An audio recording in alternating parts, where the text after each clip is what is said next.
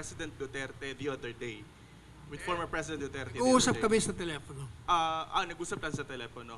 Can you share us kung ano na pag-usapan ninyo? May binanggit ba siya about VP Sara or the KOJC? Hindi, sa EOJC, meron na siyang statement doon. So, alam niyo naman yung statement niya. Yun ang posisyon niya. Kay Inday Sara, wala siyang binanggit. Alam niya naman, kayang-kaya ng anak niya yun. Kayang-kaya niya.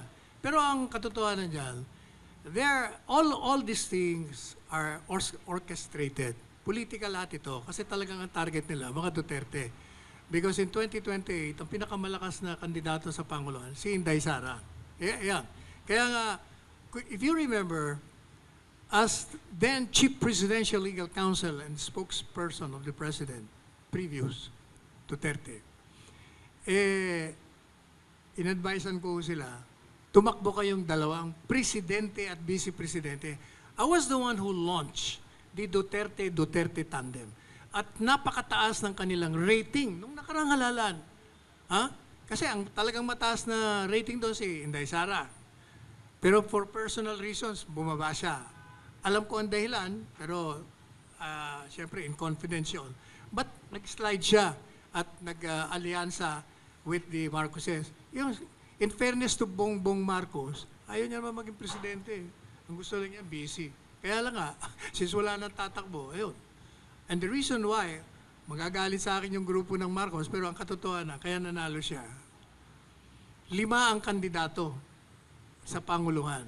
Lacson, Lenny, Isko, Pacquiao, and Bongbong. Yun ang 4 na binanggat ko, maliban kay Bongbong Marcos, tinitira si Duterte. Di ba? Lahat sila tumira kay Duterte. But not Bongbong Marcos. He kept quiet. In fact, pinupuri niya si Duterte at sinabi niya, pag siya nanalo, he will continue with the policies. So kung kayo mga Duterte, saan kayo pupunta? Di syempre pupunta na kayo kay Marcos. Lalo pa, nandun pa yung anak. Kaya siya nanalo. Pero kung itong 4 na ito, hindi bumanat kay Duterte, ang maganda ang laban nila, equal ang laban nila. Kasi pipili ang tao. Ngayon, since umalis si Inday at nag-ambisyon naman itong si Martin, tinanggal niya si Arroyo, siyempre nag-react naman yung kaalyado, umalis siya. That started the whole hulabaloo about this. Tinarget nila si Inday, kaya pumasok na dyan, after targeting Inday ng confidential funds, binanata na si Digong. After Digong, pinasok na si Pastor Kibuloy. Kaya yan ang senaryo. Kailangan talaga kasi gibain nila ito habang maaga pa. Otherwise, may problema talaga sila. Can you share us kung ano na lang yung napag-usapan po ninyo ni President? Yung alin? Kung ano na yung pag-usapan ninyo sa telepono? Well, ang pinag-usapan namin, yung sabi ko, papatawag ka daw. Although, sabi ko, hindi naman obligado kasi sinabi nila na, if you want, you can come or not. Pupunta ka ba? Sabi niya, paano naman ako pupunta roon? Yung congressional meeting, hindi naman tunay na hearing yan. They violate your rights. You cannot even speak. If you speak, they will stop you from speaking. Useless yan. Hindi ako a-attend. Sabi niya.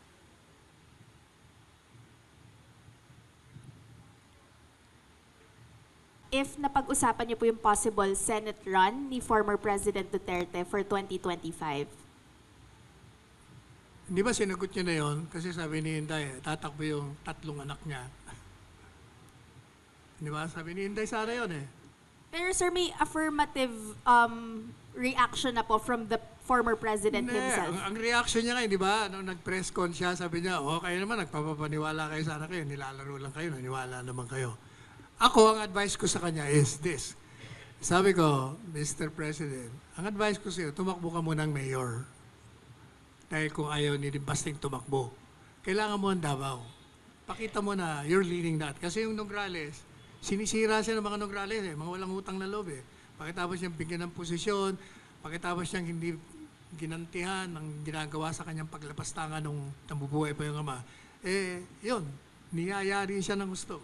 Sabi ko, tumakbo ka mayor. And then, sa 2028, mag-resign ka, tumakbo kang vice president ng anak mo. Pag Duterte, maniwala ka, lahat ng mga kaalyado mo na bumaliktad lahat, babalik sa iyo yan bago magkaroon ng halalam. Bakit? Kasi sigurado kayong panalo. Napakalakas niyong mag-ama. Walang makakatalo sa inyo. Kahit ano pang gawin. If you notice, hindi ba nag-alyansa lahat? Nag-alyansa lahat ng mga partido eh. Ha? Lahat ng partido ng mga dati niyang kakampihan. Ang kalaban, magiging kalaban, PDP laban. Pero when he ran for the presidency, wala siyang kakampi. Walang gobernador, walang mayor, except for one, Governor Amante, walang barangay kapitan. Overwhelming. Kaya sabi ko, panalo ka kasi ang record mo speaks for yourself. Pati si Inday. Ang Pilipino, maniwala ka, hindi ka iiwanan ng Pilipino pagdating sa halalan. Kayong mananalo. Kaya magbabalikan lahat yan. Kasi alam nila mananalo kayo, o di, delikado na naman sila. Definitely, yan ang politika. Whether we like it or not, that is the culture. Wala ka na magagawa niyan. Sir, ano po reaction ni former President Duterte dun sa advice niyo na tumakbo siya as Vice President in 2028? Sabi niya, sige. Sige, sabi niya, ituloy mo yung advocacy mo ng Duterte, tingnan natin. Ganun naman yun. Hindi niya sasabihin sa'yo. Ever since, kahit na, di ba, ako nagpatakbo sa kanya. It took me 10 years, di ba? 10 taong ko nilingawan niya, buwinisit. Ayaw niya nga talaga eh. Hanggang sa last minute, di ba, ayaw mag-file. Gumawa na naman ako ng paraan hanggang finally, napa-oo ko. Ganyan ang mga Duterte. Hindi mo malalaman kung anong gagawin nila. Sir, accurate to say at least na the former president is at least considering. Accurate yun, sir. Fair to say that one? Hindi. Not considering. He is open to any possibility. Tandaan nyo, nagsalita siya. Ako gusto ko na magretiro, pero napipwersa akong lumabas eh. Dahil sa nangyayari sa bansa. Yun ang sagot ko sa tanong mo. Pero ako, kung ako tatanungin, talagang dapat tumakbo sila. Yan lang ang magiging solusyon sa lahat ng problema ngayon.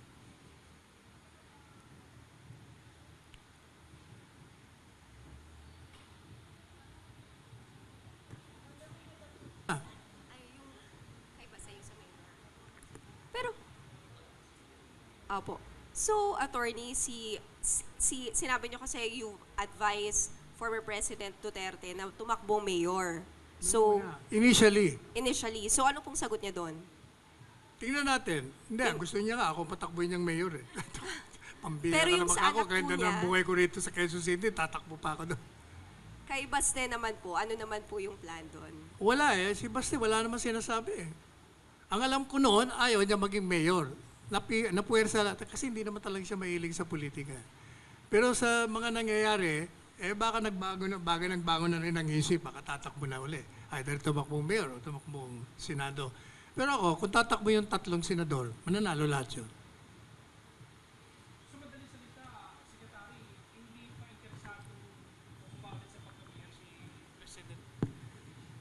Sir, hindi pa interesado, batay dun sa sagot ni Presidente na bumalik siya sa pagiging mayor. Tama ba? Wala, basta open lang siya sa lahat. Hindi mo siya mako-corner.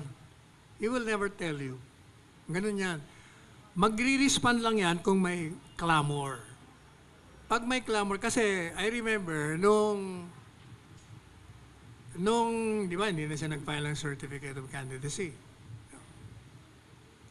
Meron kaming atin na premiere night dyan sa Mega Mall.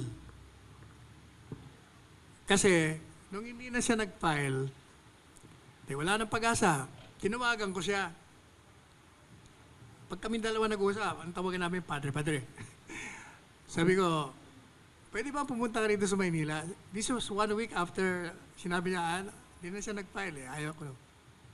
Sabi niya, anong meron? Sabi ko, birthday ni Doktora, ni Selly.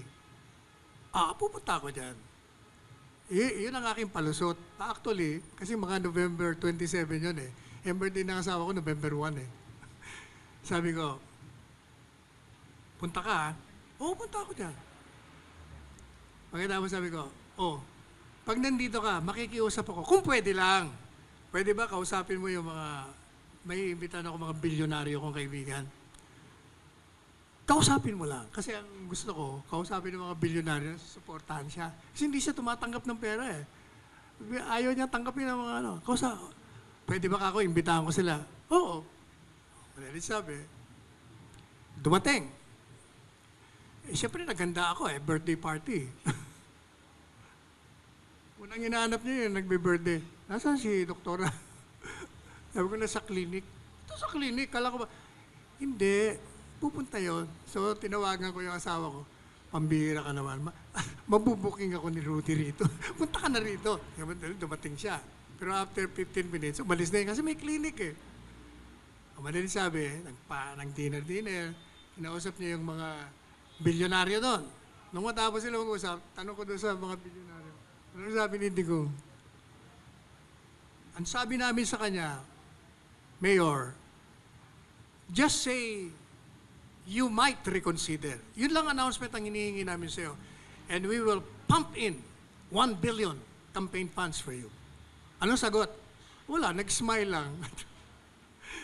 Madalit sabi, nung matapos yung dinner, sabi niya sa akin, Sal, meron tayong premiere night, tayo kaibigan mo basta may kaibigan akong kliyenteng artista.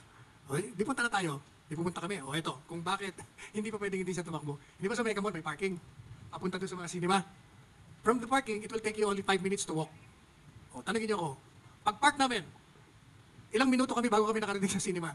Took us 1 hour and a half. From the parking, ayaw siyang paanin ng tawag. Ganun talaga Sir, tumakbo kayo, sir. 1 hour and a half. Sabi ko sa kanya, binulong ako, kita mo na, nagdeklara ka na hindi tatakbo, hindi ka nag-file. Tingnan mo ang tao. Bakit, Sal? Bakit? Panahon mo na kasi. Hindi mo po pwedeng tanggihan yan. Maniwala ko. After 1 hour and a half, nanood na kami. Nagutom kami. Alis na tayo, paalam tayo. Ganon din. Paglabas niya, another 1 hour bago kami nakaalis sa Mega Mall. Ganun katindi talaga ang tao eh. Kasi nga, kakaiba siya eh. Ang masa sa kanya, ang feeling nila, parang sila.